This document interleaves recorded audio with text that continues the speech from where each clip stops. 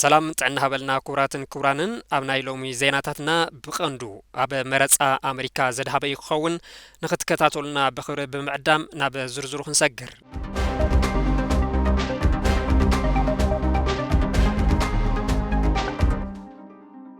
That God saved me in order to save America. እግዚአብሔር ንአሜሪካ ክብል ብህይወት አትሪፉኒ እዚ ቃል ኩሉ ጊዜ በመዘራረብነቶም ዝፍለጡ ዶናልድ ትራምፕ እዩ ንኻልኣይ ጊዜ ንፕሬዝደንትነት ዝተነሓንሑ ዶናልድ ጄ ትራምፕ ብዙሓት ብዘይገመትዎ መንገዲ ዳግም ናብ መንበረ ስልጣን ዋይት ሃውስ ምምላሶም ጋህዲ ኮይኖሎም ምስ ተወካሊት ውድብ ዲሞክራት ካማላ ሃሪስ ንኣዋርሕ ክነሓንሑ ዝጸንሑ ዶናልድ ትራምፕ ንዝቕጽሉ 4 ዓመታት ፕሬዝደንት ኣሜሪካ ዝኾኑሉ ዕድል ረኺቦም ኣለዉ ውጽኢት መረጻ ገና ብዕል ከይተገለጸ ኣብ ፍሎሪዳ ንዝተኣከቡ ደገፍቶም ፕሬዝደንት ኣሜሪካ ኮይኖም ከም ዝተመረጹ በዓለም ዝኣወጁ ትራምፕ ህዝቢ ኣሜሪካ መበል 47 ቅድሚ ሕዚ ድማ መበል 45 ፕሬዝደንት ንክኸውን ንዝሃበኒ ድምጺ ዓብዪ ክብረለኒ ክብረት ይሃበለይ ክብሉ ተደሚጾም ሪፐብሊካን ፕሬዝደንትነት ጥራሕ ኣይኮኑን ተዓዊቶም በዝሒ መቐመጢ መንበር ላዕለዋይ ቤት ምኽሪ ሰኔት እውን ተዋጻጺሮም እዮም ኣብ ውሽጢ 4 ዓመታት ንፈለሙ እዋን ሪፐብሊካን ንሰኔት ዝበዝሐ ድምጺ ከም ዝረኸቡ ተሓቢሮሎም In the history of our country, and together we will make America powerful again. We will make America wealthy again. We will make America healthy again. We will make America strong again. ዶናልድ ትራምፕ ፕሬዝደንት ኣሜሪካ ምዃኖም ምርጋጾም ሲዕቡ መራሕቲ ዓለም ናይ እንኳዕ ሓጎሶም መልእኽትታት እናላኣኹ ይርከቡ ካብ ምብራቕ ኣፍሪካ መራሕቲ ሃገራት ኢትዮጵያ ሶማሊላንድን ኤርትራን እንኳዕ ሓጎሰካ ንምባል ዝቐድሞም የተረኸበን ቀዳማይ ሚኒስትር ዶክተር ኣብይ ኣሕመድ ዶናልድ ትራምፕ ብንሕንሕ ንኻልኣይ ጊዜ ንኣሜሪካ ብፕሬዝደንትነት ክመርሑ ብምምራጾም እንኳዕ ደስ በሎም ኢሎም ኣለዉ ቀዳማይ ሚኒስትር ኣብይ ኣሕመድ ብማሕበራዊ መራኸቢ ኤክስ ኣብ ዝሕለፍዎ ሓጺር መልእኽቲ ኣብ መረጻ ብዝረኸብካዮ ዓወትን ዳግማይ ብምብላስካ እንኳዕ ሓጎሰካ ኣብ ዕድመ ስልጣንካ ድማ ኣብ መንጎ ክልቲአን ሃገራትና ዘሎ ርክብ ዝያዳ ንምጥንኻር ብሓባር ክንሰርሕ ብሃንቀውታ ይጽበ ክብሉ ገሊጾም ፕሬዝደንት ኤርትራ ኢሳያስ ኣፈወርቂ እውን መረጻ ፕሬዝደንት ትራምፕ ዓለምና ሰላም ልዕሊ ዝኾነ እዋን ኣብ ትጠልበሉ ዘላ ኣዝዩ ወሳኒ መቃን ከም ዝተገሃደ ብምግላጽ ኣብ መንጎ ኤርትራን ኣሜሪካን ናይ ምትሕባርን ሃናጻይ ዝምድና ሓድሽ ምዕራፍ ክኽፈት ዘለዎም ተስፋ ገሊጾም ኣለዉ ቀዳማይ ሚኒስትር ዓባይ ብሪጣንያ ምስ ትራምፕ ክሰርሑ ድልው ምዃኖም ኣረጋጊጾም ኬር ስታመር ዶናልድ ትራምፕ እንኳዕ ሓጎሰካ ድሕር ምባል ታሪኻዊ ዓወት መረጻ ክብሉ ንዓወት ትራምፕ ገሊጾምዎም ቀዳማይ ሚኒስትር እስራኤል ቤንያሚን ኔታንያሁ ብወገኖም ኣብ ታሪኽ ነቲ ዝዓበየ ምልሰት ብምብቃዕኻ እንኳዕ ሓጎሰካ እዚ ታሪኻዊ ምልሰትካ ንዋይት ሃውስ ንኣሜሪካ ሓድሽ ጅምር ከምኡ ድማ ነቲ ኣብ መንጎ ኣሜሪካን እስራኤልን ዝጸንሐ ሓያል ርክብ ዳግም ዘጽንዕ ብስራት እዩ ኢሎም መራሒ ጀርመን ኦላፍ ሽኮልዝ ንዶናልድ ትራምፕ እንኳዕ ሓጎሰካ ዝብል መልእኽቲ ብምልኣኽ ሃገሮም ምስ ኣሜሪካ ብምትሕባር ንኽልቲኦም ኣብ ሰገር አትላንቲክ ውቅያኖስ ዝነብሩ ነጻነትን ብልጽግናን ንምፍጣር ክሰርሑ ምዃኖም ፍሊጦም ፕሬዝደንት ዩክሬን ቭላዲሚር ዘለንስኪ ንትራምፕ እንኳዕ ሓጎሰካ ብምባል ኩናት ሩስያ ኣብ ዩክሬን ኣብ ዘመነ ትራምፕ ንኽውዳእ ዘለዎም ተስፋ ገሊጾም ካልኦት ብርክት ዝበሉ መራሕቲ ሃገራት ዓለም ንዶናልድ ትራምፕ ናይ እንኳዕ ሓጎሰካ መልእኽቲ እናላኣኹ ይርከቡ We will make America proud again. We will make America safe again. And we will make America great again.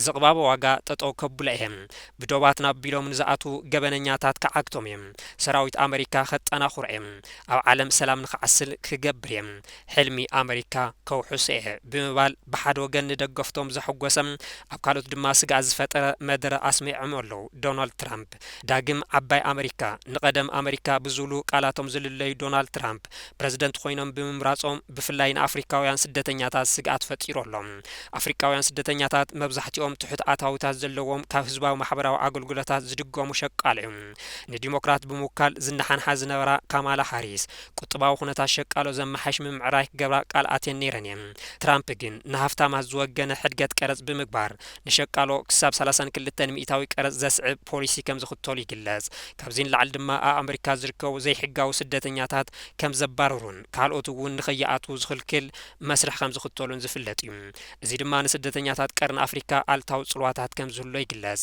ብትራምፕ ክግለጽ ጽንሐ መሰልን ስርዓትን ምሕታት ዕቁባ ሙሉእ ብሙሉእ ክቕየር ከም ዝኽእልን ዘዋቅር ንኣፍሪካ በቲ ዘለዎ ፖለቲካዊ ዘይርጉእነት ብዙሓት ካብኡ ንኣሜሪካ ዝስደዱ ኣብ ሓደጋ ክወድቁ ከም ዝኽእሉ እውን እናተገለጸ ይርከብ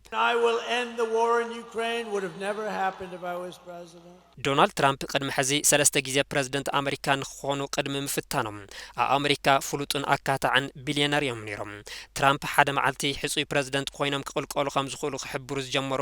ኣብ 1987 ኣቆጻጽራ ፈረንጂ እዩ ትራምፕ ኣብ 2016 ንፈለማ እዋን ንፕረዚደንትነት ኣሜሪካ ተወዳዲሮም ኣብ መወዳእታ ድማ ንመናሕንሕቶም ጓል ኣንስተይቲ ሂላሪ ክሊንተን ብምስዓር መበል 45 ፕረዚደንት ኣሜሪካ ኮይኖም ተመዚዞም ካብ ቀዳማይ መዓልቲ ጀሚሮም ብድራማ ዝተመልአ ፕረዚደንትነት ትራምፕ ን4 ዓመታት መዘራረብ ዓለም ኮይኖም ሓሊፎም ኣብ ግዜ ስልጣኖም ሃገሮም ካብ ኣገደስቲ ናይ ክሊማ ለውጥን ንግዳዊ ስምምዓትን ካብ ምግላል ሓሊፎም ካብ 7 ሃገራት ኣስላም ዝመጹ ዜጋታት ናብ ኣሜሪካ ከይመጹ ከልኪሎም ምስ ቻይና ኣብ ቁሉዕ ንግዳዊ ኩናት ኣትዮም ምስ ሃገራት ማእኸላይ ምብራቅ ዝምድና ኣመሓይሾም ኣብ 2020 ዳግማይ ንመረጻ ዝቐረቡ ትራምፕ ልዕሊ 74 ሚልዮን ድምፂ ክረኽቡን ከለዉ መዋዳድርቶም ጆ ባይደን ግን ብ7 ሚልዮን ተበሊጾም ካብ ስልጣን ንኽውገዱ ተገዲዶም ግን በዚ ተስፋ ይቆረጽን ኣብ መረጻ 2024 ብምስታፍ ብዘይተገመተ መንገዲ መበል 47 ፕረዚደንት ኣሜሪካ ንምዃን በቂዖም ኣለዉ ትራምፕ ኣብ ቤት ፍርዲ ተኸሲሶም ፕረዚደንት ዝኾኑ ብምባል ብዙሓት ይካትዕሉ ኣለዉ ዶናልድ ትራምፕ ካብ ቀጻሊ ወርሒ ጥሪ ጀሚሩ መንበረ ስልጣኖም ካብ ጆ ባይደን ክርከቡ እዮም ትራምፕ ናብ ስልጣን ዳግም ምምጾም ስዒቡ ኣብ ምብራቅ ኣፍሪካ ኣብ ማእኸላይ ምብራቅን ሩስያን ዩክሬንን እንታይ ክፍጠር ይኽእል ዝብል ድማ ተንተንቲ ፖለቲካ ይዘራረብሉ ኣለዉ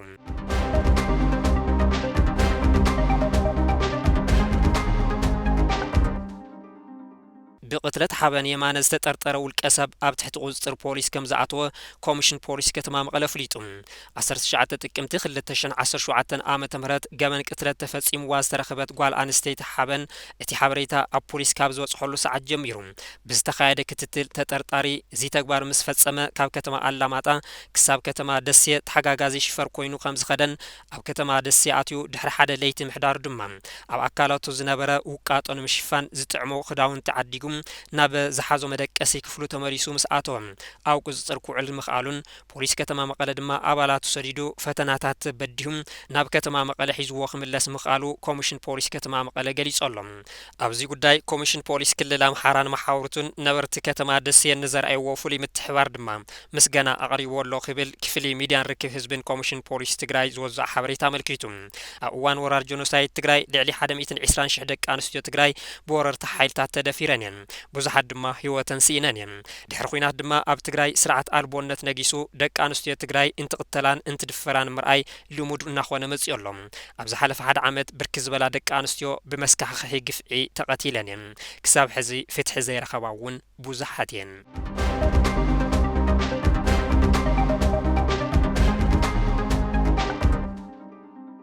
أمريكا نسوماليا لعلى حدا $1 بليون عدا 5 رزت لا تجليسهم أمريكا نسوماليا نتعرتات قطع سجنات هاجر نمدقف زعلمه حدش سفر مسمى لعلى حدا نتي حدا $4 بليون عدا فويتا 5 حبتات حبير لهم منستر فاينانس سوماليا بي ايجن امباسادر أمريكا ريتشارد رايلن نتي مدلاو أم قادشو وقعوي أستوحل اللوان تمال سولوس تجلس أنت تكون اتي بدمرو لعلي حدا نتي حدا $4 بليون زقمت مسراز عدم منجستن حزبن أمريكان قطع سجناتاتن عبياتاتن نزجور وزين دقفنا مسكن ببال منستر قدات وصاي سوماليا به ايغان غليصم امباسادر رايلي اتحاد $1 بليون يقريت عدم امريكا او سوماليا تغورو سفي حبركوتو زهانص مخانون ازي دما ابزي بجت عمت $1.2 بليون لمعاتاوي قطباوي صتاون سباو حاجز ون زتقالن مخانون اغليهم امريكا حزب سوماليا ام دغاف صنوع مشارخ تخوينا كم تقصلون رايلي غليصم اب تحساس 2023 سوماليا $4.5 بليون محرت عدا بمحاس اب تحت بنك عالمين IMFን ببزح عدا زلون دخاتات هاجرات زكاية تبقى سعدانا بزلق درجة نمصح زعلمه ناي مزام نتي بصحام بخالي زينا جرمن سوماليان اب مسكواغ سدتنياتات كم زتحوابرا فليطن چانسلر جرمن اولاف شولز مس بريزيدنت سوماليا حسن شيخ محمود اب برلين دحريز غور وركب اتم مرحتي اب جرمن ناي مصنح حقاو مسل زيولم سدتنياتات بقل صفون ببقعتنا بهاجرو نخملسو خمس تسمعمو غليصم شولز اتي مسكواغ مبزحتو غيزين خبرت جبرنياتات زفصمو صلو مخانو ገሊጾም እዚ ንረብሓ ናይቲ ኣብዚ ኣብ ጀርመን ዘሎ ኣዝዩ ሰፊሕ ማሕበረሰብ ሶማልያውያን እዩ ጽቡቕ ስራሕ ይሰርሑን ጽቡቕ ገይሮም ዝተዋሃዱን እዮም ይብሉ እቶም ቻንስለር ብድምር 65,000 ሶማልያውያን ኣብ ጀርመን ይነብሩ ሾልዝ ውሕዳት ጥራሕ ኣብቲ ሃገር ናይ ምጽናሕ መሰል ከም ዘይብሎም ገሊጾም ሶማልያ ኣብዚ እዋን ዲፕሎማስያዊ ርክባታ ኣብ ምስፋሕት ትርከብ ሃገር ኮይና ኣላ ብፍላይ ካብ ኢትዮጵያ ስጋኣት ኣለኒ ኢላ ምእማን ካብ ትጅምር ርክባታ እናስፍሐት መጽኣ ኣላ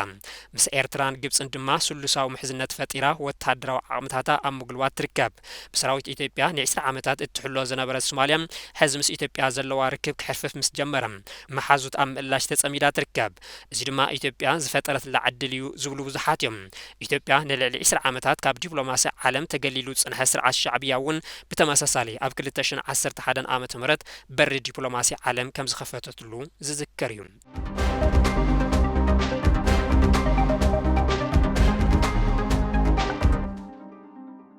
ንሕዚ ዝሓዝናዮም ዜናታት ዳሃይሎሚ እዚኦም ይመስሉ ነይሮም ስለ ዝተኸታተልኩምና ብምስጋን ሰላም ደሓንኩን